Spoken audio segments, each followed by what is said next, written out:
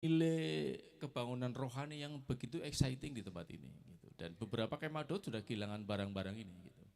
Tapi puji Tuhan, kesaksian Chris, Yohan, kemudian Ibu Excel itu cukup membuat saya paham bahwa ya ini memang seharusnya seperti itu. Kita harus bergerak seperti itu. Ya, lanjutkan. Anak saya 3, nomor 1 sudah menikah dengan orang Biak. Jadi saya sudah punya cucu umurnya 1 tahun 9 bulan. Terus mamanya lanjut kuliah di Jayapura, tapi bapaknya kerja di Nabire. Tapi ada kemungkinan mungkin bulan depan mereka akan sama-sama di Jayapura. Anak saya melayani di GKKD Buper, tempat Bang Maruli Sinaga melayani di sana. Pas istri saya kemarin di Jayapura juga sempat sampaikan firman Tuhan di GKKD di Abipura di sana di Waina. Nomor 2 perempuan juga SMA sudah lulus, dia lebih suka belajar masak dan sekarang melayani di Jepara bersama dengan dulu anak rohani saya, temannya Pak Lukas, namanya Ferry. Dia ada restoran, ada resto dan sebagainya. Anak saya ketiga, laki-laki namanya Dios, masih SMA kelas 2 dan sementara lagi sibuk untuk Paskibra karena dia lolos Paskibra untuk Provinsi Papua Tengah. Ya baik, saya berada di Makassar dalam rangka perjalanan untuk pertemuan di Kolombo besok tanggal 3 sampai dengan tanggal 8. Kolombo Bapak, Ibu tahu? Sampingnya Takalar gitu mungkin. Kolombo itu di Sri Lanka untuk satu pertemuan Asia Tenggara, teman-teman yang sedang bergerak dan melatih hamba-hamba Tuhan dalam penginjilan dan pemuridan. Saya nggak bisa berkhotbah Bapak Ibu, karena selama ini saya banyak berada di satu komunitas yang bergerak bersama-sama dengan dalam medan penginjilan dan pemuridan. Dan saya senang bertemu dengan hambanya Pak Agus Sitio lewat Pak Mario yang memperkenalkan saya dengan Pak Agus. Terima kasih Pak Agus, Ibu, terima kasih. Kita satu keluarga secara denominasi. Kemarin kami ada pertemuan dari beberapa denominasi gereja di Makassar untuk ekspansi kegerakan penginjilan dan pemuridan Kemitraan 3. Kemitraan 3 itu kita akan dampingi selama 2 tahun. Nah, Bapak Ibu yang melayani atau ada komunitas yang sedang dilayani, saya berharap bisa ikut program ini. Ya, secara khusus Brother Chris mungkin bisa sempatkan ikut. Nanti di bulan Januari kita akan rencangkan, karena ada peserta dari hamba Tuhan juga dari Mamuju. Gitu. Ada sekitar 9 ada hamba Tuhan dari Mamuju. Ketika sudah kita latih mereka, pasti saya berkewajiban untuk berkunjung ke Mamuju. Kita akan ketemu di Mamuju. Hormat ya. Pasti saya akan ke sana.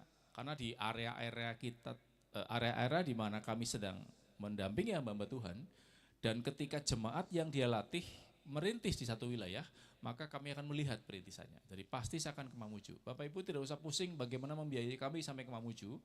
Kami pakai budget dari pelayanan kita, ya dari TTI. Baik, temanya murid yang memuridkan, tapi nanti itu di bagian akhir, nanti ada video yang Bapak Ibu bisa saksikan bagaimana kegerakan penginjilan dan pemuridan di Nabire, di Papua. Tapi kita mulai dengan ini Bapak Ibu. Kalau di Semarang saya dipanggil Mas Kris. Tapi ketika kalau di Bandung, Kemah Daud mereka panggil abang biasanya, Bang Agus dan sebagainya. Tapi ketika saya di Papua, saya tidak bisa lagi dipanggil Mas, tidak bisa lagi dipanggil Bang Kris. Mereka panggil Bapak atau Pak Gem, Pak Gembala. Saya sudah coba ngomong, jangan saya panggil Pak Gembala, panggil saya Mas Kris. Aduh tidak enak Bapak, begitu ya ada teman-teman kita di Papua. Tidak biasa kita panggil Mas. Ya, baik, mari kita buka Alkitab kita. Ya, kita akan belajar tentang murid yang memuridkan. Dan saya berada di komunitas yang memang sudah menghidupi, bahkan sampai menjadi daging Bapak Ibu, menjadi jiwa Bapak Ibu untuk bergerak dalam multiplikasi, menjangkau, melayani orang-orang dan sebagainya. Oh satu lagi, dulu pernah ada orang yang kami muridkan, namanya Ibu Sari ya, sempat di sini ya. Kemudian sekarang ada di Bandung. Ya, salam buat Bu Sari dan anak-anaknya, Elva dan yang lain. Mungkin sedang lihat. Ya baik. Setidaknya ada 3 hal yang mau kita bahas hari ini tentang bagaimana menjadi serupa dengan Kristus. Bapak Ibu, kita harus menjadi serupa dengan Kristus dalam 3 hal setidaknya. Dan itu yang paling esensi dan itu yang paling penting. Yang pertama mari kita lihat dalam Matius 11, 28 sampai 30. Yang pertama kita harus menjadi sama dengan Kristus dalam pribadi dan karakternya. Dalam pribadi dan ajarannya. Itu yang pertama Matius 11, 28 sampai 30. Sudah ketemu semua Bapak Ibu? Mari kita baca sama-sama. 1, 2, 3. Marilah kepadaku semua yang letih lesu dan berbeban berat, aku akan memberi kelegaan kepadamu. Pikulah kuk yang kupasang dan belajarlah padaku, karena aku lemah lembut dan rendah hati, dan jiwamu akan mendapat ketenangan. Ayat 30. Sebab kuk yang kupasang itu enak dan bebanku pun ringan. Amin. Semua orang sedang mencari apa? Sedang mencari kelepasan. Sedang mencari ketenangan jiwa. Satu-satunya jalan untuk kita mendapatkan ketenangan jiwa adalah memikul kuknya Kristus. Bapak Ibu, kalau kita baca di ayat 28 dan kemudian ayat 29, sepertinya ayat ini bertolak belakang, betul? Seperti bertentangan begitu. Coba kita baca ayatnya. Marilah kepadaku semua yang letih lesu dan berbeban berat, aku akan memberi kelegaan kepadamu. Ini siapa yang bicara? Tuhan Yesus. Dia minta semua orang yang terbeban berat, yang sedang letih lesu untuk datang kepada dia, betul? Semua yang letih lesu dan berbeban berat, ayo datang kepadaku, datang kepadaku. Wah, ketika mereka berbondong-bondong datang kepada Yesus, apa yang Yesus katakan kemudian? Setelah mereka datang dengan beban berat, Tuhan bilang begini, ini kukku, ini kuk yang aku punya, pikul. Ya kan? Mungkin bagi beberapa orang, wah aku lagi berbeban berat, aku ingin mendapatkan kelegaan darimu Yesus. Kenapa justru ketika aku datang kepadamu, kau taruh kuk lagi ke pundakku? Betul? Nah, tapi ada satu bagian yang menarik di ayat di sini adalah ayat 29 gini. Pikulah kuk yang kupasang dan apa? Belajarlah padaku. Kunci keberhasilan kita memikul kuknya Tuhan adalah kita apa? Mau belajar pada Dia. Karena aku lemah lembut dan rendah hati. Dan jiwamu akan mendapat ketenangan. Jadi untuk mendapatkan ketenangan, damai sejahtera dan sukacita, kuncinya apa? Bukan uang, bukan jabatan, bukan keberhasilan. Apa kuncinya? Pikul kuknya Tuhan Yesus. Amin. Tidak ada cara lain. Pikul kuknya Tuhan. Pasti kita akan mengalami damai sejahtera. Bapak Ibu, kesaksian Chris dan Yohan tadi, termasuk Ibu Excel, sebuah tantangan-tantangan yang harus kita hadapi di ladang penginjilan, di medan tempur penginjilan, itu tidak mudah Bapak Ibu. Bisa kena serangan-serangan balik. Betul, itu terjadi. Kami juga mengalami serangan balik. Setiap kali kami mau TOT itu training of trainer, para hamba Tuhan, para pelayan-pelayan Tuhan. Kami adakan di hotel, mereka menginap 2 malam, 3 hari. Kami sudah tutup bungkus anak-anak kita dengan darah Yesus. Tapi begitu mau sesi, anak saya telepon, "Pak, kita video call yuk." Kenapa? Ada sesuatu yang masuk ke kamar. Sebelumnya mereka berdiri di pagar seperti seorang tentara zaman dulu. Wah, apa ini? Yuk kita video call aja, kita video call. Wah, pada ketakutan gitu. Ya dia nyembah, anak saya yang ketiga suka menyembah. Dia pegang gitar, dia nyanyi. Itu tantangan Bapak Ibu. Dan tantangannya begitu real dalam medan penginjilan kita. Betul? Itu yang kita hadapi. Tapi sekali lagi firman Tuhan berkata bahwa satu-satunya cara kita boleh berjalan dan menjadi serupa dengan Kristus adalah ketika kita mau pikul kuknya Tuhan. Dan belajar pada Dia. Amin. Sebab kuk yang kupasang itu enak dan bebanku pun ringan. Oke. Mari kita lihat bagian yang kedua. Yang pertama tadi mengikuti pribadi dan ajaran Yesus. Yang kedua mengikuti tindakan-tindakannya. Mari kita lihat dalam Matius 4, 19 sampai 20.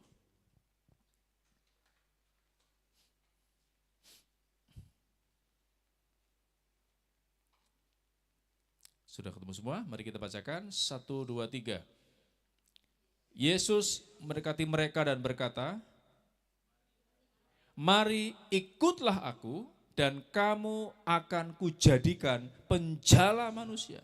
Lalu mereka pun segera meninggalkan jalannya dan mengikuti dia. Yesus berkata kepada mereka, "Mari ikutlah aku dan kamu akan kujadikan penjala manusia." Bapak Ibu, ini apa yang dilakukan Yesus? Menjadi apa? Penjala manusia. Nah, tekniknya seperti apa, caranya seperti apa, nanti kita belajar. Bagian yang ketiga, mengikuti misinya. Lukas 19 ayat 10. 1, 2, 3. Sebab anak manusia datang untuk mencari apa? Dan menyelamatkan yang terhilang. Kita baca sama-sama Lukas 19 ayat 10. Sudah ketemu semua? 1, 2, 3. Sebab anak manusia datang untuk mencari dan menyelamatkan yang terhilang. Bapak Ibu, kita akan menjadi serupa dengan Kristus dengan 3 hal. Yang pertama, mengikuti pribadi dan ajarannya, yang pertama. Yang kedua, mengikuti tindakannya. Kemudian yang ketiga, mengikuti misinya. Kita tidak bisa menjadi serupa dengan Kristus hanya belajar firman, rajin ke gereja, berdoa, menyembah, tidak cukup. Kita juga harus menjadi serupa dengan Kristus di dalam misinya. Misi Yesus itu apa? Sejak pertama dia datang ke bumi, misinya adalah bahkan jauh sebelum dia datang ke bumi, sudah dinubuatkan. Anak manusia datang untuk apa? Mencari dan menyelamatkan siapa? Yang terhilang. Siapa yang pernah kehilangan uang? Coba angkat tangan, yang pernah kehilangan uang? Chris pasti pernah. Ketika Chris kehilangan uang, apa yang kamu lakukan? Dicari. Di semua tempat, termasuk di rice cooker dicari, padahal nggak mungkin ada uang di rice cooker. Di lemari, di tas kita, di tas istri, di dompet istri kita, dicari semua. Di topi, di ransel, di sepatu, cari semua. Itu namanya mencari. Ketika Chris kehilangan uang, Chris nggak bilang begini, "Sudah kasih tinggal Yohana, nanti juga dia kembali uangnya." Begitu? Tidak. Yang namanya mencari itu ada sebuah tindakan yang disengaja. Keluar dari rumah dan pergi mencari yang terhilang. Betul? Itu yang saya maksud. Jadi untuk menjadi serupa dengan Kristus, memang yang pertama kita harus bergaul dengan dia. Betul? Bergaul dengan memuji, menyembah Tuhan, belajar firman, nilai-nilai kehidupan yang Yesus berikan dalam hidup kita. Lewat buku suci. Itu pelajaran di GPJ itu. Orang damai dan sebagainya. Nah, kita tidak bisa menjadi seperti Kristus hanya belajar firman, belajar apa yang dia kerjakan, membaca apa yang dia lakukan. Tapi kita harus melakukan apa yang dia kerjakan. Betul? Kita tidak bisa menjadi tentara hanya belajar bagaimana menembak. Bagaimana menggunakan kostum doreng-doreng, tidak bisa. Bagaimana mengendarai tank, bagaimana melepaskan tembakan dari buku, dari YouTube. Aku pengen jadi tentara. Wah, belajar jadi tentara dengan membaca, dengan belajar. Bisa jadi tentara tidak? Tidak bisa. Kita harus belajar, kemudian terjun ke medan perang dan berperang. Baru kita jadi tentara. Amin. Kita ingin seperti Yesus. Enggak cukup hanya duduk diam, belajar firman Tuhan dan berdoa, "Tuhan, aku ingin menjadi seperti Engkau." Tidak cukup. Kita juga harus melakukan bagian-bagian yang Yesus lakukan. Amin. Yesus, ya, dia berdoa. Ada beberapa momen dia berdoa begitu fokus dan begitu konsen. Tetapi apa yang Yesus lakukan sepanjang 3,5 tahun lebih itu? Apa yang Yesus lakukan dari hari ke hari? Dia berjalan dari kampung ke kampung, sengaja menjumpai orang, bahkan dengan jarak yang begitu jauh sebenarnya. Tetapi Yesus sengaja menjumpai orang Samaria, demi apa? Demi satu kampung itu boleh dijangkau bagi Yesus. Amin. Yesus tidak hanya berdoa dengan Bapaknya, Bapa kiranya bawa orang-orang itu dan mengalami Tuhan dalam hidupnya. Tidak cukup. Kita harus pergi kepada mereka. Pergi kepada yang terhilang. Amin. Itu caranya. Nah, ada kertas yang nanti akan dibagikan. Sudah ada ya? Udah siap belum ya? Kalau nggak sempat sekarang, nanti ambil waktu. Ya. Puji Tuhan di tengah-tengah kita ada teman-teman yang kemarin ikut sosialisasi. Ya, saya berharap ke depan Pak Rusmin, Pak Leo boleh ikut. Ya, ke depan saya berharap bisa ikut. Dan semua jemaat dilatih, dimuridkan. Ini pendekatan yang sejauh ini paling mudah. TTI ini sudah bergerak selama 17 tahun dan berada di 43 negara di dunia. Ya. Tanggal 1 sampai dengan tanggal 7 Juli saya akan berada di Sabah, Malaysia untuk melatih setidaknya 19 hamba Tuhan. Awalnya ada sekitar 50 sampai 60 hamba Tuhan yang ikut pelatihan ini, tapi kemudian merosot, tinggal sisa 12 training center. Kalau dibiarkan, maka ini habis Bapak Ibu. Kenapa? Melatih, memuridkan, bergerak dalam pemuridan dan penginjilan bukan sesuatu yang mudah. Amin. Tetapi sekali lagi bahwa ikut Tuhan itu tidak ada jalan pintas. Kita harus mengikuti jejak darahnya, betul? Kita harus mengikuti jejak salibnya. Jalan salib, tidak ada jalan pintas. Semua harus melewati padang gurun. Agar hidup kita menjadi berkualitas di dalam Tuhan. Tidak bisa yang lain Bapak Ibu. Amin. Kita harus menjadi serupa dengan Kristus di dalam pribadi dan karakternya. Tetapi juga harus menjadi serupa Kristus dalam tindakannya dan misinya. Anak manusia datang untuk mencari dan menyelamatkan yang terhilang. Saya tanya ke Bapak Ibu. Mencari dan menyelamatkan yang terhilang adalah prioritas bagi Yesus. Pertanyaannya adalah, apakah ini juga prioritas bagi kita? Hanya dua yang menjawab. Apakah mencari dan menyelamatkan yang terhilang juga prioritas kita? Saya ingin semuanya jawab dengan tangan ke atas yang kanan. Ya, saya ulangi lagi. Apakah mencari dan menyelamatkan yang terhilang juga adalah tanggung jawabmu? Wah, saya semangat kalau begini. Mencari dan menyelamatkan yang terhilang harus menjadi tanggung jawab Bapak Ibu. Nah, setelah kita pergi mencari dan mendapatkan yang terhilang, apa yang kita lakukan? Pimpin dia lahir baru terima Yesus, pimpin dia terima Isa Al-Masih, kemudian apa? Dimuridkan. Datangi, kunjungi, jangan ditinggal. Kemarin kita belajar tentang 5 paradigma. Salah satunya adalah bukan bebek, tapi ayam. Apa itu bebek? Bebek itu kalau bertelur, itu tidak mengerami telurnya, betul? Bebek tidak pusing. Telur mau dijadikan martabak telur, telur asin, bebek tidak pusing. Tapi ayam tidak. Bapak Ibu, kalau di rumah Bapak Ibu ada ayam yang sedang bertelur dan ada induknya di situ, jangan coba-coba ambil. Apa yang terjadi? Bisa dipatok. Untung dia mulutnya tidak seperti singa. Kalau mulut ayam seperti singa, Bapak Ibu ambil telurnya, tangan Bapak Ibu bisa patah-patah, betul? Untung dia hanya cucuknya kecil saja. Kalau patok paling 1 lubang saja. Itu ayam. Nah, di dalam kehidupan pelayanan kita, kekristenan kita, penjangkauan kita, ketika kita jangkau orang, dilayani terima Yesus, lahir baru, menjadi Tuhan dan Juru Selamat secara pribadi, kita bertanggung jawab untuk membesarkannya. Amin. Bertanggung jawab untuk follow up. Muridkan dia. Ibu Excel, muridkan. Orang-orang yang dijangkau dimuridkan. Nanti ada teknik-teknik yang akan dibagikan saat Bang Agus ikut pelatihan, ya, Pak Rusmin ikut pelatihan, Pak Leo ikut pelatihan, Chris ikut pelatihan. Setidaknya ada 4 Paulus di tempat ini yang dilatih. Kemudian setelah mereka berlatih, Bapak Ibu akan mendapatkan buku pemuridan. Yang semuanya diberikan dengan cuma-cuma. Wow. Saya belajar pemuridan mulai tahun 91 sejak saya bertobat lahir baru terima Yesus. Kemah Daud kan biasa kan dulu ya Bu ya. Ada namanya peneguhan, kelas dasar 1, kelas dasar 2, kelas dasar 3 sampai hidup berjemaat, baru kita melayani. Tidak Bapak Ibu. Hari pertama sejak orang-orang ini menerima Yesus sebagai Tuhan dan Juru Selamat secara pribadi adalah alat yang sangat efektif untuk dia pergi kepada orang-orang dan menceritakan tentang kisah pengalaman dia mengalami perjumpaan dengan Yesus. Amin. Jangan tunggu 2-3 bulan. Orang Jawa bilang keburu hilang. Betul? Jadi saat seseorang mengalami Yesus sebagai Tuhan dan Juru Selamat secara pribadi, dia akan menjadi alat yang sangat efektif untuk menjangkau orang-orang. Bapak Ibu tahu, teman-teman kita yang dari seberang, ketika mereka terima Yesus, Bapak Ibu lihat nomor kontaknya di WA, itu siapa? Orang-orang dari seberang semua, betul? Tapi kalau pendeta seperti kita, kontak kita siapa semuanya?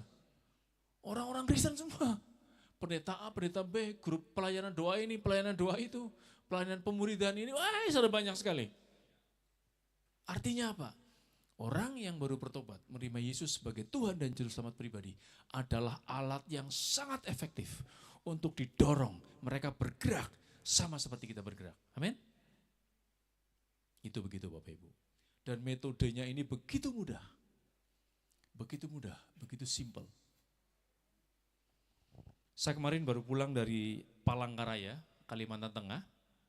Kami berkunjung ke salah satu pemimpin pelayanan juga di TTI, namanya Pendeta Lodrik.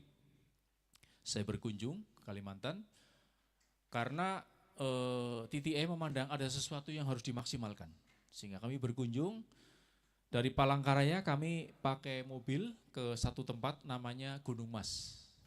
Nah dari Gunung Mas ke satu hamba Tuhan namanya Pak Irwan dari GBI itu tidak mudah Bapak Ibu. Mobil tidak bisa naik sehingga saya pakai motor. Perjalanan pakai motor berangkat sekitar 3-4 jam dalam kondisi gerimis. Dan saya bonceng motor karena saya takut jatuh, saya takut ngalami sesuatu, saya nggak berani lihat jalan Bapak Ibu. Jadi saya hanya ngajak ngobrol Pak Elias, oh luar biasa ya Pak, wah saya ngajak ngobrol, agar saya apa? Agar saya tidak takut. Sampai kemudian sampai di tempat, Bapak Ibu, kalau di Mamuju mayoritas apa? Sukunya apa? Agamanya apa mereka? Muslim ya. Nah, kalau di Kalteng, ya saya lupa namanya, tapi sekitar 3-3,5 jam dari Kabupaten Gunung Mas, sekitar 3 jam, itu mayoritas itu keharingan Bapak Ibu. Keharingan ini bukan Hindu keharingan, bukan.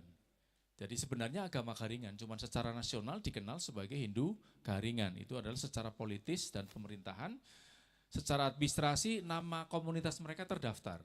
Dan ada bantuan-bantuan dari pemerintah, mereka bisa mendapatkan itu. Tapi sebenarnya mereka adalah orang keharingan. Yang disembah juga beda, bukan Hindu. Nah, satu kali ketika saya sudah sampai di sana, saya kumpulkan Pak Gembala, kemudian ada jemaatnya, saya tanya, bagaimana yang dijangkau? Oh yang dijangkau banyak. Ada sekitar 12 orang yang dijangkau bagi Tuhan. Terus kemudian saya tanya, ada berapa perintisan? Belum ada Pak. Wah kenapa sayang sekali, sudah 12 orang yang dijangkau, tapi belum ada perintisan komunitas. Akhirnya setelah kami segarkan lagi mereka, kita teguhkan mereka lagi, saya ajar mereka tentang SD3, nanti kita bisa belajar sedikit tentang SD3, kami berkunjung ke orang ini. Nah salah satu keluarga ini adalah orang Kristen, berjemaat di GBI. Tapi keluarga besarnya itu dari keharingan. Keluarga besarnya. Firman Tuhan berkata satu orang diselamatkan, maka seisi rumah akan dibawa bagi Yesus. Betul? Akhirnya kami datang, wah ternyata ibu ini sakit stroke separuh badan. Dan dia susah berbahasa Indonesia. Dan ngomong juga susah karena ya namanya stroke Bapak Ibu. Kami datang, ada Pak Elias Tari, Pak Pendeta, kemudian ada Pak Pendeta Irwan yang jemaatnya berjemaat di sana. Saya bilang, ayo Bu, pimpin tuntun dia untuk lahir baru terima Yesus. Ibu tantang dia pakai bahasa Dayak. Dia kurang bisa bahasa Indonesia. Ibu dengan bahasanya, ibu mau terima Yesus? Mau, oh dia mau. Langsung kita doakan, pimpin untuk terima Yesus. Nah setelah itu, beberapa jemaat yang Kristen juga ikut hadir, terus kemudian kami pulang.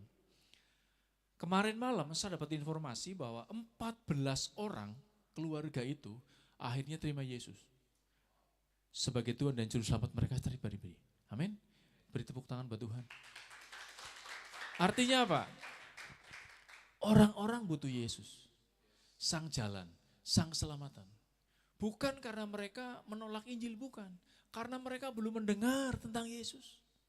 Siapa yang harus memberitakannya? Pak Pendeta? Pak Gembala? Tidak. Siapa? Kita semua punya tanggung jawab yang sama untuk mengambil bagian itu. Amin.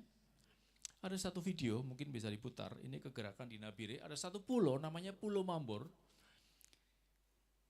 Mungkin boleh dibilang 99 berKTP Kristen. Tapi orang-orang ini bisa keluar rumah tanpa badannya, kepala aja. Itu yang orang-orang Papua bilang apa? Swater ya, apa swater? Swanggi terbang. Swanggi terbang.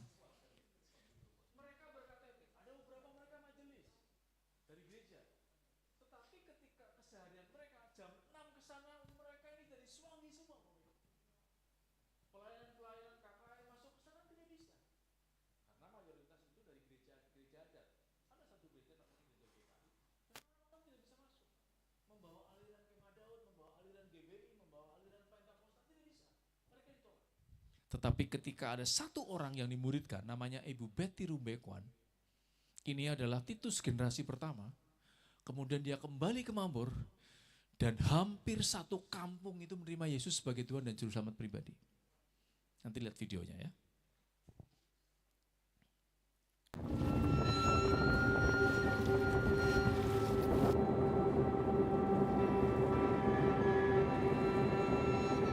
Setiap orang punya cerita.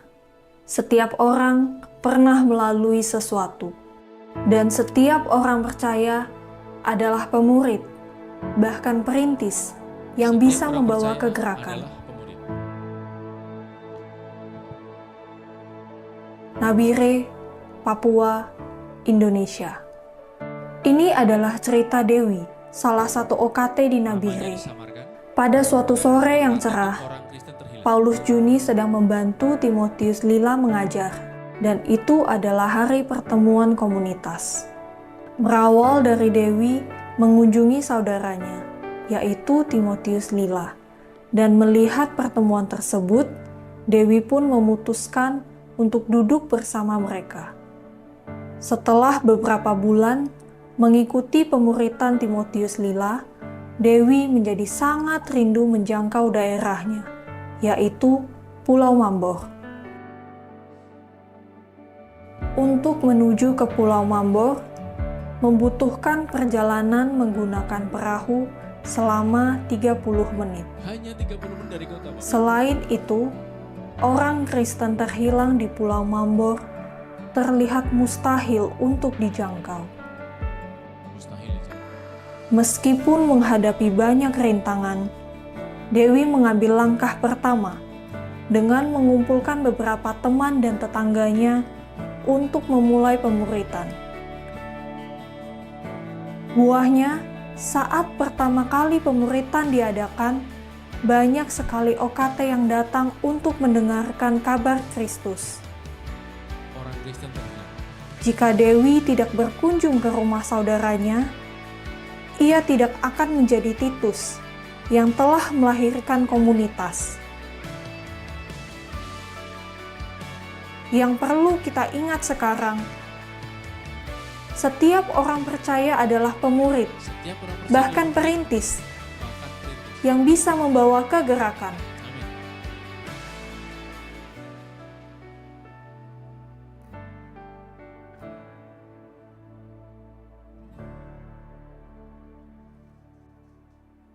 Ya, itu video singkat.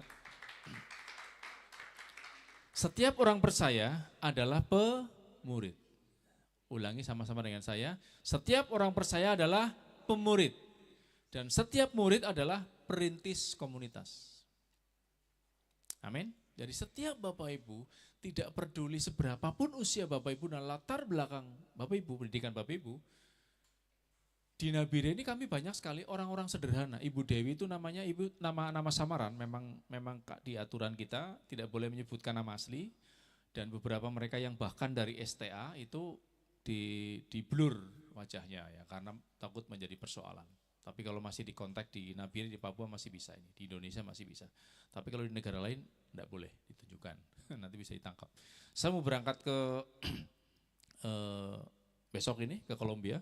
Semua semua akun harus dipindah, Pak. Gitu. Takut pengecekan imigrasi kita kena gitu. Dan kita nggak boleh datang ke sana, pelayanan. Wah, bisa nggak sampai di tempat pertemuan. Jadi visa saya adalah visa wisata. Wisata. Kemudian berapa hari? 7 hari. Mau bertemu dengan siapa? Kita nggak boleh ngomong pendeta ini atau pelayanan ini yang mengundang, nggak, tidak boleh. Kita harus sampaikan bahwa ada satu keluarga yang akan mengajak kami jalan-jalan. Oh, haleluya. Ya harus berhikmat seperti itu, Bapak Ibu. Ya, Ibu Betty ini sudah cukup berumur, ya. 4 bulan lalu karena cuaca buruk dan Nabire sedang dalam kondisi tidak baik-baik saja. Ada banyak pembunuhan, pemotongan tangan, pemerkosaan, perampasan motor itu sedang terjadi. Jadi kami tidak bisa bergerak.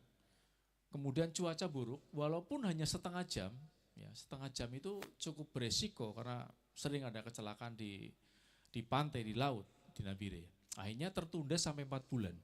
Nah, setelah 4 bulan, 2 minggu yang lalu istri saya berangkat ke sana bersama dengan admin wilayah dan ibu tadi. Ya. Ibu Lina Sembor namanya yang sedang memuridkan, Ibu Betty Rumbekwan yang asalnya dari Pulau Mambur. Kaget, hari itu ternyata sudah lahir 3 generasi, Bapak Ibu. Ibu Betty ini sudah memuridkan 27 orang, yang awalnya hanya 6. Dari 27 orang ini ada satu namanya Ros Rumbekwan, sudah memuridkan ada 6 orang lagi. Nah, Ros Rumbekwan ini sudah memuridkan lagi, ada 13 orang yang dimuridkan. Wow. Aku bilang sama teman-teman, wah ini kalau begini caranya 6 bulan lagi semua Pulau Mambur terima Yesus sebagai Tuhan dan Juru Selamat pribadi. Multiplikasi begitu cepat. Kadang kenapa jadi lambat? Mungkin metodenya yang belum tepat, Bapak Ibu. Saya sudah sampaikan ke Pak Sinode bahkan ketika berkunjung ke Nabire sama Bang Freddy ya, dia kan super admin.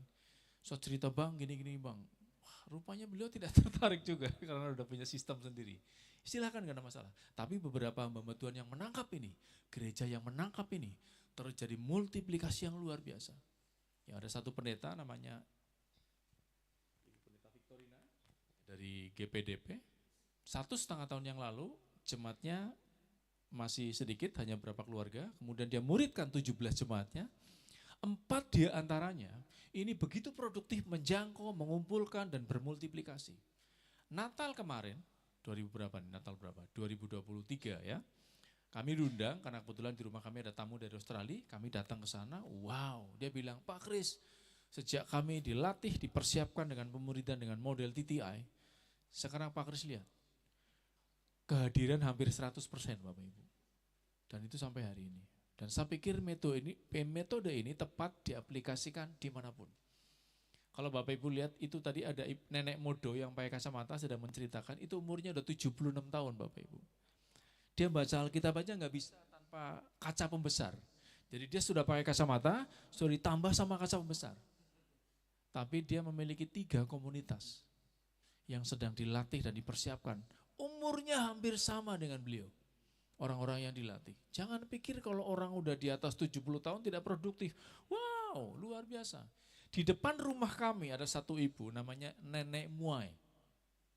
Umurnya sama, mungkin kisaran 67 begitu. Belum begitu tua. Dia tidak bisa mengajar dengan baik. Tetapi dia bisa bercerita tentang Yesus dan tentang pengalaman dia transformasi bersama dengan Yesus. Pengalaman-pengalaman bagaimana ketika dia sakit disembuhkan, itulah yang diceritakan kepada para OKT ini, orang Kristen terhilang. Kalau di kami OPB, kalau di teman-teman STA, itu sama sebenarnya. Nah, ketika dia bercerita kemudian, wah aku mau dong mengalami seperti ibu. Nah, kalau begitu datang ke rumahku jam 5 sore setiap hari Sabtu. Akhirnya dia mengumpulkan dari mulai 1 orang lewat ibu ini, sekarang udah ada 8 orang yang dilatih, dipersiapkan. Ibu-ibu sederhana, ibu-ibu rumah tangga yang sederhana, yang tidak berlatar belakang bahkan teologi sama sekali. Tetapi mereka menjadi alat Tuhan yang efektif untuk menjangkau orang-orang baik kerajaan Allah. Amin. Bapak Ibu mau menjadi alat Tuhan? Semua kita ingin menjadi serupa dengan Kristus. Yang pertama, apa? Lewat apa tadi? melalui pribadi dan pengajarannya, kemudian menjadi serupa dengan Kristus dengan tindakannya, kemudian serupa dengan Kristus melalui misinya. Hanya ketika kita bermisi, sama-sama bergerak seperti Yesus bergerak, maka kita akan menjadi serupa dengan Kristus. Amin. Nah, sebelum saya akhiri firman Tuhan ini, saya ingin kita belajar tentang bagaimana mencari dan menyelamatkan yang terhilang. Betul? Bapak Ibu, di rumah Bapak Ibu ada berapa orang? Pak Rusmin, di rumah Bapak ada berapa orang? 5 orang. Semuanya ibadah di sini? Semua di sini. Oh, berarti tidak masuk kriteria, Pak. Karena Bapak sudah menjangkau. Ada yang di rumah lebih dari 3 orang, tapi tidak semuanya beribadah di sini? Rata-rata semuanya ibadah di sini? Oh, Ibu Excel? Ya. Jadi, kalau di kita mengenal dengan istilah 3K, itu yang harus pertama kali dijangkau. K yang pertama adalah keluarga, K yang kedua adalah kerabat, K yang ketiga apa Pak? Kenalan. Jadi mulai dari keluarga dulu. Jangkau mereka bagi Tuhan, jangkau mereka bagi Kristus, kemudian pimpin, tuntun mereka mengalami Yesus sebagai Tuhan dan Juru Selamat secara pribadi. Nah, metodenya begitu banyak, ada banyak sekali metode. Bapak Ibu boleh belajar salah satunya. Nah, saya ingin ajarkan siang ini, masih sempat Pak, masih bisa ya. Saya akan mengambil waktu sedikit untuk kita belajar metode pemberitaan Injil 3 lingkaran. Bapak Ibu mau? Yang mau angkat tangan? Ya, haleluya. Mungkin lebih baik di bawah ke apa?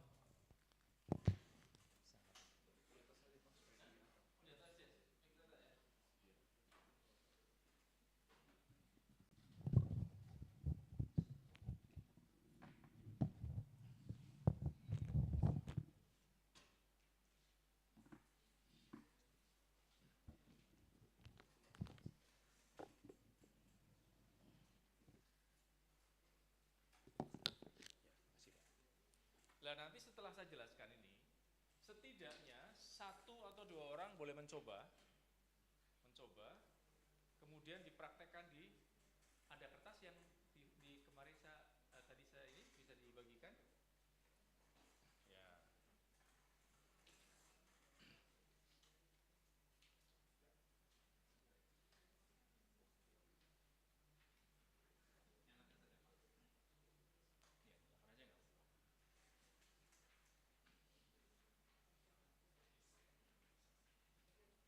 Bapak Ibu, nanti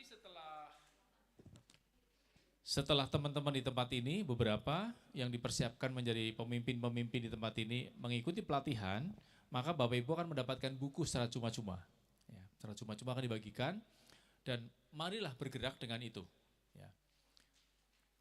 Pak Leo juga saya pikir sudah siap lah ya.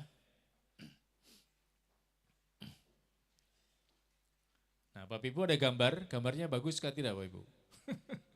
Ya, itu salah satu metode, Bapak Ibu tentu sudah diajar di tempat ini. Bang Agus dari Kemah Daud pasti sudah mengajar ya, karena ada banyak sekali metode-metode penginjilan. Ini salah satu yang coba saya sampaikan.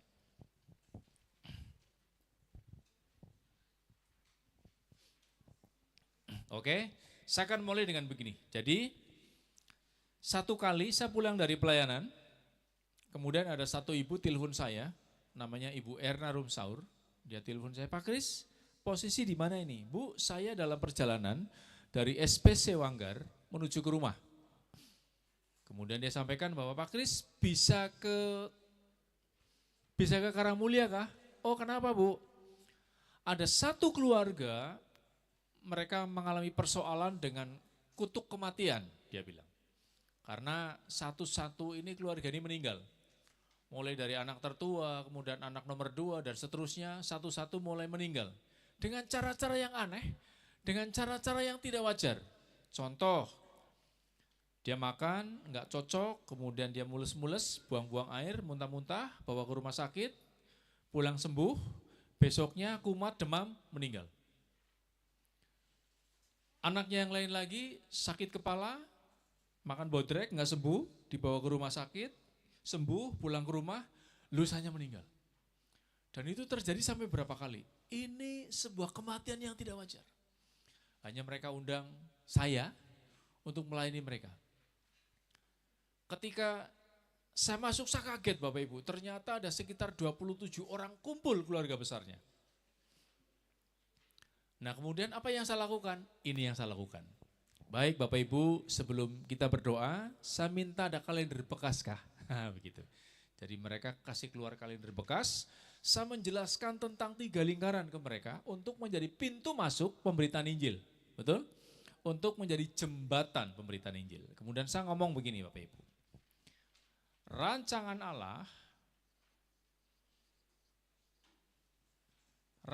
Allah pada awalnya adalah sempurna. Tapi dosa membuat rancangan Allah yang sempurna itu menjadi rusak.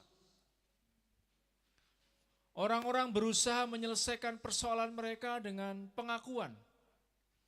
Orang yang lain coba mencari penyelesaian masalah mereka dengan jabatan atau uang. Beberapa yang lain dengan mencoba upaya-upaya yang lain menghilangkan masalah dengan minum mabuk dan obat-obatan. Beberapa yang lain mencoba menyelesaikan masalah mereka dengan agama dan perdukunan, spiritualisme. Ini ibarat karet Bapak Ibu, sepanjang ditarik kemanapun dia pasti akan kembali. Betul? Kalau Bapak Ibu punya karet, ditarik ke atas dia kembali kemana? Ke bawah. Ditarik ke bawah dia kembali kemana? Ke atas. Selalu kembali ke sumbernya. Sejauh dan sehebat apapun usaha yang dilakukan, tidak akan pernah berhasil. Selalu kembali kepada kerusakan yang sama. Betul? Kemudian saya tanya ke ibu, apa yang ibu sudah lakukan? Ya orang bilang ada orang dari satu daerah, katanya pinter dan kami datang ke sana. Setelah ibu pulang sembuh kan tidak? Tidak, yang ada makin parah. Ibu juga membayar, wah uang kami sudah banyak keluar. Karena setiap orang bilang apa kami datang untuk berobat. Tetapi tidak pernah terjadi pemulihan.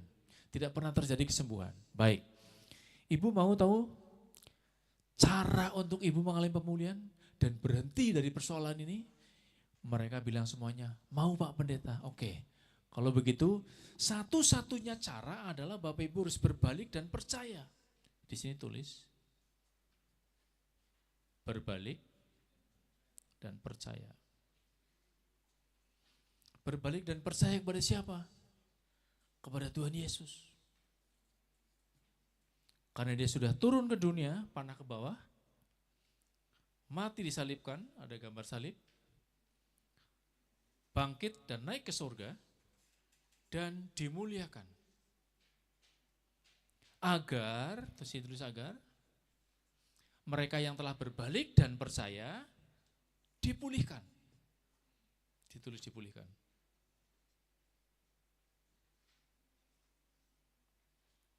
Saya tanya, Bapak Ibu mau dipulihkan? Saya tanya yang saya sedang penginjilan ini. Bapak Ibu mau dipulihkan? Mau Pak Pendeta. Kalau begitu Bapak Ibu bangkit berdiri. Mereka bangkit berdiri. Bapak Ibu lihat halaman sebelah. Doa tuntunan lahir baru.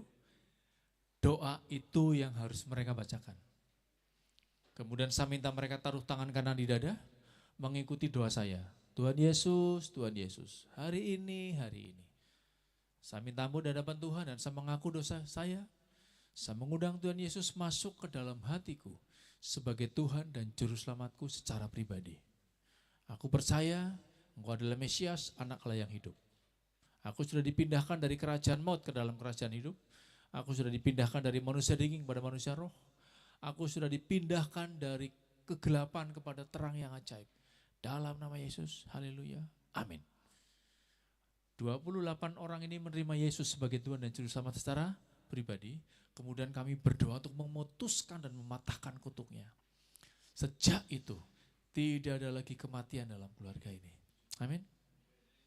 Itu metode penginjilan seperti itu yang Bapak Ibu akan lakukan. Nah kemudian setelah kita dipulihkan, apa yang kita lakukan? Kita harus pergi. Pergi kemana? Pergi ke dunia yang rusak bersama Tuhan Yesus untuk membawa mereka yang terhilang. Anak manusia datang untuk mencari dan menyelamatkan yang hilang. Mereka ini adalah orang-orang yang hilang. Kita harus datang ke mereka yang hilang. Agar mereka berbalik dan percaya, menerima Yesus sebagai Tuhan, dan dipulihkan. Siklusnya seperti itu. Mudah Bapak Ibu? Mudah ya? Nah, saya tanya ke Bapak Ibu semuanya di tempat ini. Kira-kira orang-orang yang ada dalam kerusakan di Makassar ini banyak ke sedikit? Banyak pakai sekali? Banyak sekali. Kalau misalkan saya tunjuk masing-masing satu orang untuk menyebutkan 3 saja, pasti nggak terlalu sulit, betul? Ya. Apa persoalannya? Di metode mungkin. Ya, Bapak Ibu nanti akan diperlengkapi. Pak Gembala akan mengajar Bapak Ibu bagaimana mengaplikasikan yang ini untuk pergi menjangkau yang terhilang dan membawa mereka bagi Kristus dulu. Jangan langsung dibawa ke gereja. Mereka menerima Yesus dulu, dimuridkan di rumah, baru pelan-pelan. Amin. Ya. Ada yang mau praktek ini? Pak Leo nggak boleh? Yang lain? Ada yang mau coba? Ayo sayang. Seulang lagi. Ya, saya coba hitung waktunya. Ini penginjilan 1 menit. Rancangan Allah pada awalnya adalah sempurna. Tapi karena dosa, tulis dosa, membuat rancangan Allah yang sempurna menjadi rusak. Orang-orang yang mengalami kerusakan mencoba menyelesaikan hidup mereka dengan cara mereka, dengan pengakuan, dengan jabatan dan uang, dengan minum mabuk dan drug, mencoba juga beberapa orang dengan perdukunan dan agamawi, tetapi semua hal ini tidak menyelesaikan masalah mereka. Dan bahkan makin lama mereka makin hidup dan jatuh dalam kehancuran. Satu-satunya cara, satu-satunya jalan untuk orang-orang yang ada dalam kerusakan ini mengalami pemulihan adalah ketika mereka berbalik dan percaya kepada Tuhan Yesus. Karena dia sudah turun ke dunia, mati disalibkan, bangkit dan naik ke sorga, dan mendapatkan kemuliaan agar mereka yang telah berbalik dan percaya dipulihkan. Setelah mereka dipulihkan kembali kepada rancangan Allah yang sempurna, mereka punya tanggung jawab rohani, harus pergi kepada dunia yang rusak dan membawa mereka yang terhilang agar balik dan percaya dan seterusnya. Ini seperti circle, betul? Ada 2 macam orang Kristen Bapak Ibu, itu yang saya sebut dengan 5D dan 5M. D yang pertama adalah duduk, diam, dengar, duit. Persembahan toh. Ada yang tidak bawa uang? Pulang dulu ambil uang. 5M. M yang pertama, menjangkau, mengumpulkan, memuridkan, mengutus, dan terjadi multiplikasi. Bapak Ibu milih menjadi orang Kristen model pertama atau yang kedua? Sekali lagi, Bapak Ibu memilih menjadi orang Kristen model pertama atau yang kedua? Kalau saya milih yang pertama Bapak Ibu, lebih enak ini. Enak sekali Bapak Ibu. Datang hari Minggu, duduk dengar firman Tuhan, nyanyi, menyanyi, menangis, kasih persembahan, pulang. Ada ibadah hari Rabu, datang ibadah hari Rabu. Ibadah hari Sabtu, datang ibadah hari Sabtu. Wais, perayaan Natal, Paskah, menyenangkan bukan? Tapi apakah panggilan kita seperti itu? Tidak. Panggilan kita adalah menjadi orang Kristen yang 4M. Apa itu? Menjangkau, mengumpulkan, memuridkan, mengutus, dan terjadi multiplikasi. Ini kalau diteruskan, yang kelima tuh nggak enak masalahnya Bapak Ibu. Apa itu?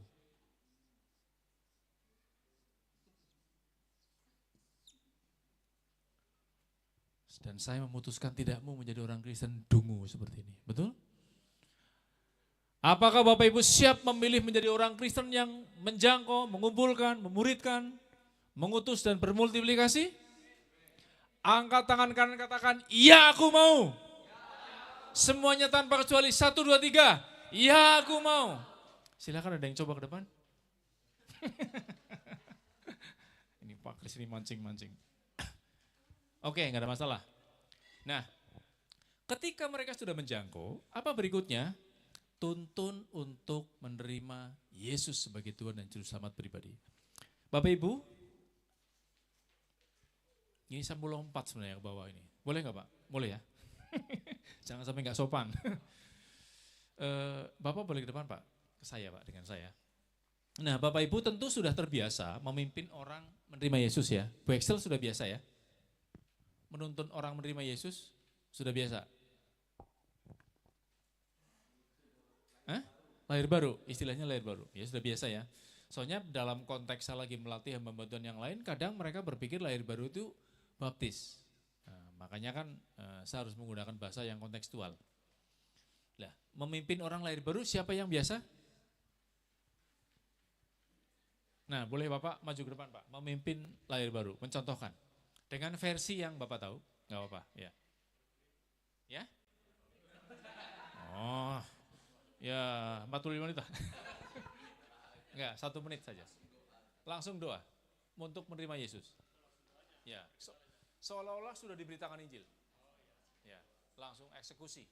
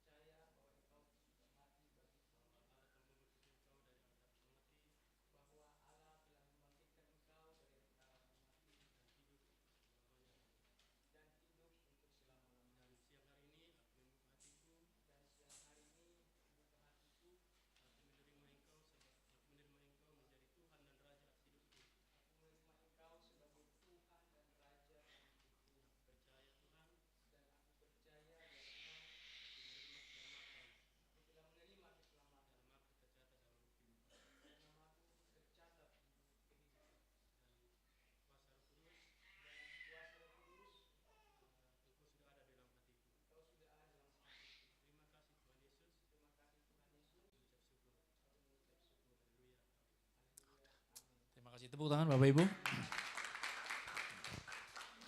Wow, ini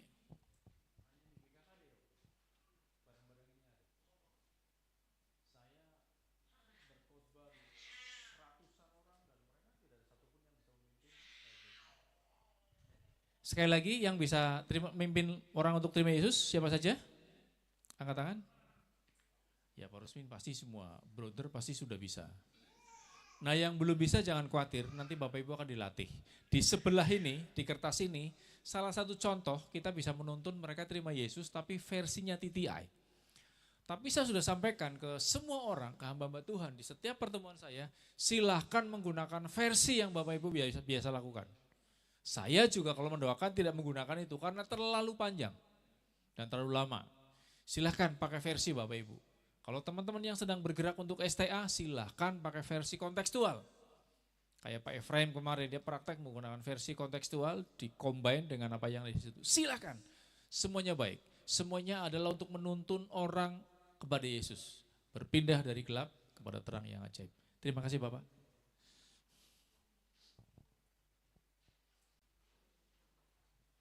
Bapak Ibu, ini hanya salah satu metode, ya, saya mungkin tidak akan berlama-lama, saya akan segera mengakhiri firman Tuhan kita pada kesempatan hari ini. Intinya adalah bahwa, yuk mari kita bergerak dalam pemberitaan Injil, dalam penginjilan dan pemuridan, maka Bapak Ibu akan menyaksikan betapa hidup Bapak Ibu mengalami sesuatu yang ajaib. Amin. Bergeraklah di sana. Maka Bapak Ibu akan melihat bagaimana pemeliharaan Tuhan ajaib. Pintu-pintu dibukakan, pintu-pintu anugerah dibukakan. Pertolongan Tuhan yang ajaib juga menjadi bagian hidup Bapak Ibu.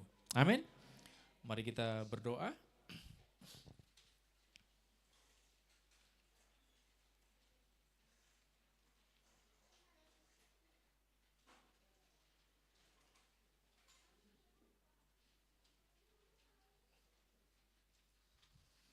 Mari kita angkat pujian.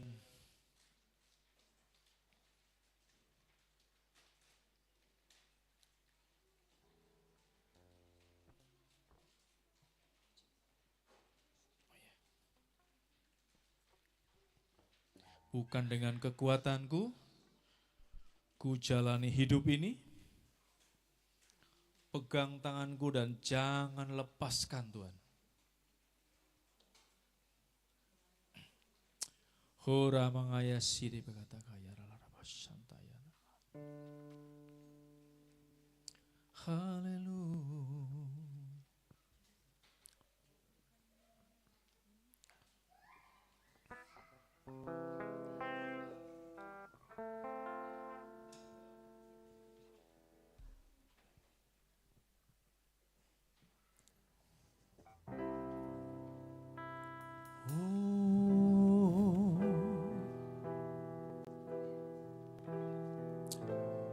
Terima kasih Bapak, kami sudah dengarkan firman Tuhan.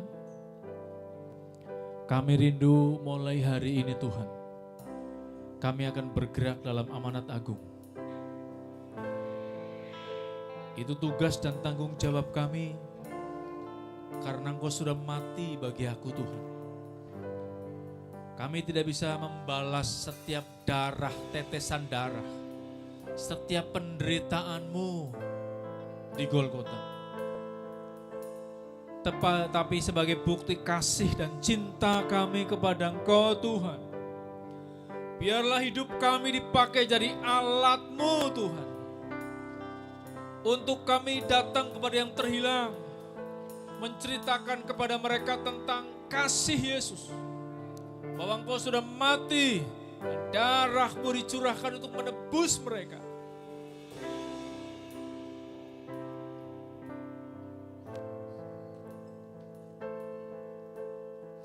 Bukan dengan kekuatanku.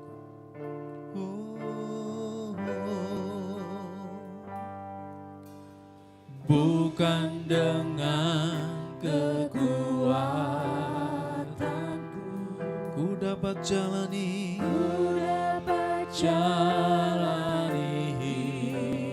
hidupku tanpa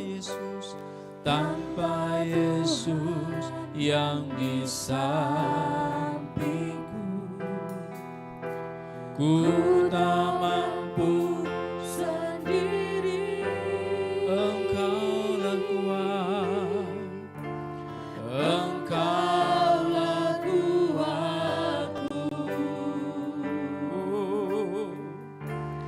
yang menopangku. Ku pandang wajah-Mu dan pertolonganku datang dari-Mu. Pegang tanganku, jangan lepaskan. Kaulah harapan dalam hidupku.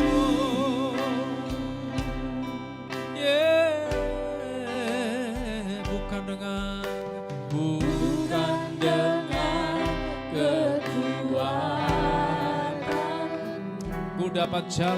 ku dapat jalani hidupku tanpa Tuhan yang di sampingku. Ku tak mampu sendiri, Engkau kuatku, Engkaulah kuatku.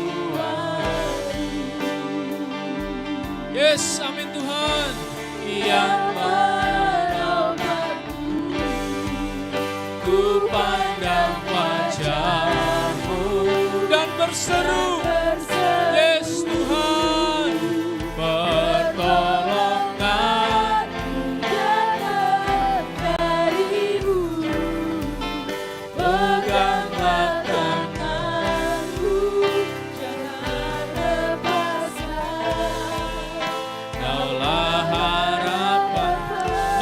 bangkit berdiri, angkat pujian ini dari refnya. Yes, kami pandang wajah-Mu dan kami berseru Tuhan. Pertolongan datang dan pegang tangan kami dan jangan lepaskan. Oh, jangan lepaskan. Kaulah harapan dalam. Amin Tuhan. Amin. Yes. Ku pandang wajah. Ya, kami pandang wajah-Mu Tuhan. Dan kami berseru. Pertolongan datang dari. Pegang tangan kami. Peganglah tangan.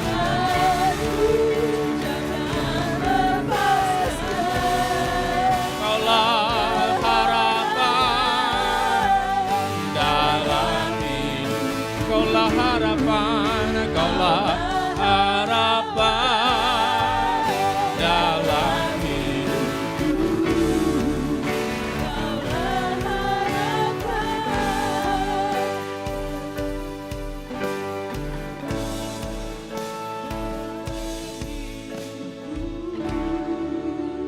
Roh Kudus ingatkan saya untuk jika ada Bapak Ibu yang rindu untuk bergerak maksimal di misi pemberitaan Injil dan pemuridan, Bapak Ibu boleh maju ke depan dan kami akan berdoa buat Bapak Ibu. Silakan Bapak Ibu. Silakan.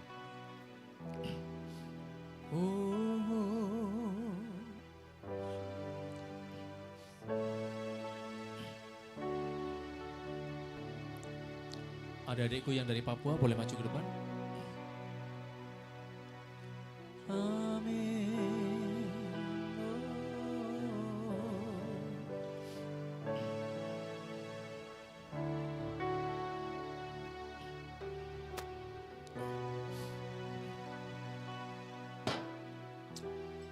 Bapak